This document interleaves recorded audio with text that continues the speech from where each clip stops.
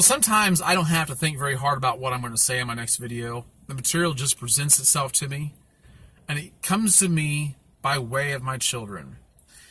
Most of us have children, so most of us know what it's like to be presented with bizarre questions. And over the years, I have documented a good number of the unusual, witty, bizarre, incredible, sometimes amazing things that they have said and done from the time that they were able to talk, sometimes even before that.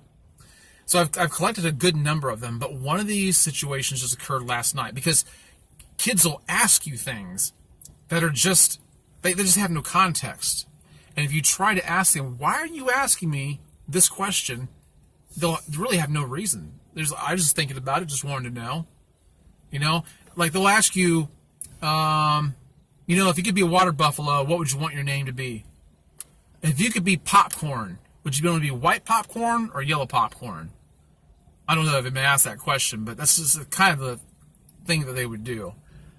And so last night my son came to my wife and he said, Mom, what's your least favorite fruit? And she said, cantaloupe. And so I chimed in and said, yeah, I don't like cantaloupe either. And by the way, I don't even like honeydew. I know most of you probably disagree with me. I don't know. I just have never liked it. And it's too sweet. Just too sweet. In a weird kind of way.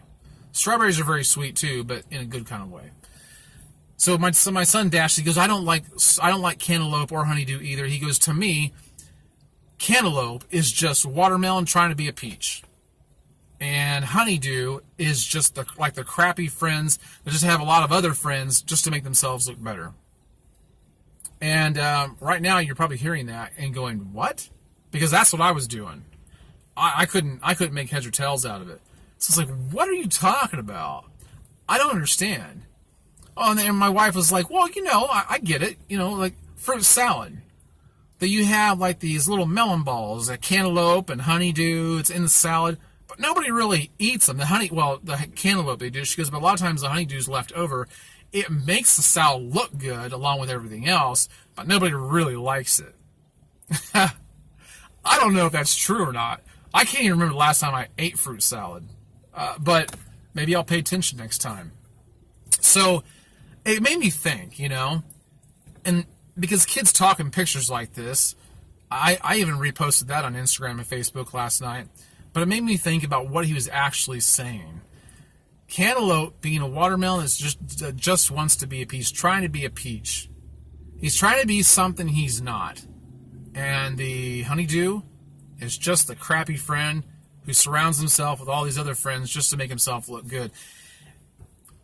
That, it made me think about people who just cannot be themselves. They just cannot be themselves. They're not happy with who they are. They try to fit themselves into a different role. They take on a different character, and it's not really who they are. Now, this gets kind of tricky because, people oftentimes say, well, just be yourself. Just be who you are. But who we are is not static.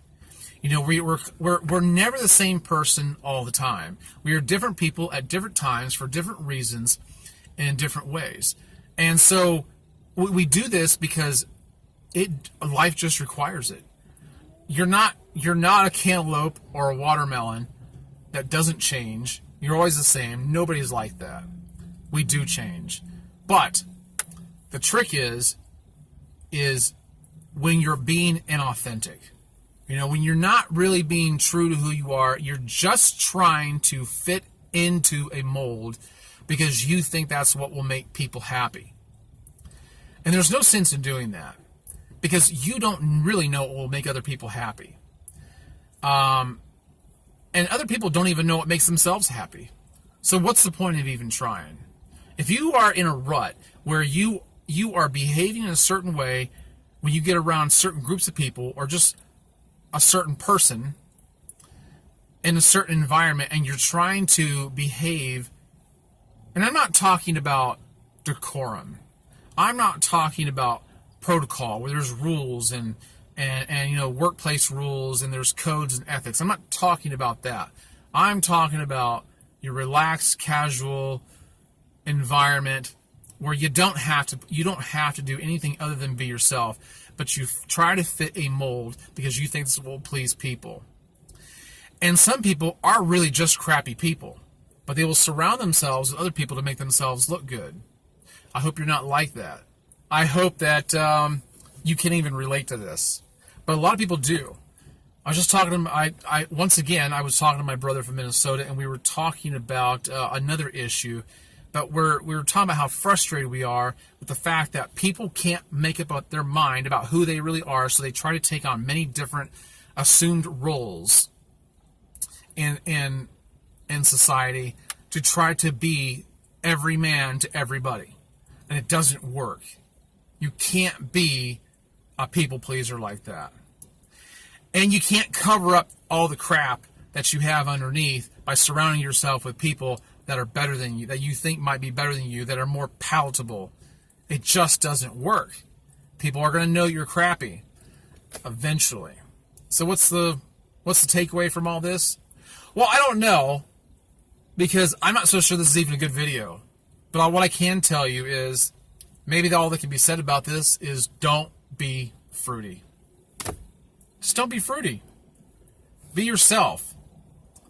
That self changes from time to time. That self changes its reactions to different things, and that's okay. But don't try to fit into a different mold to please other people. Don't just take on characters. Don't do it. Don't be fruity. All right, guys. I'll catch you on the next one. Bye-bye.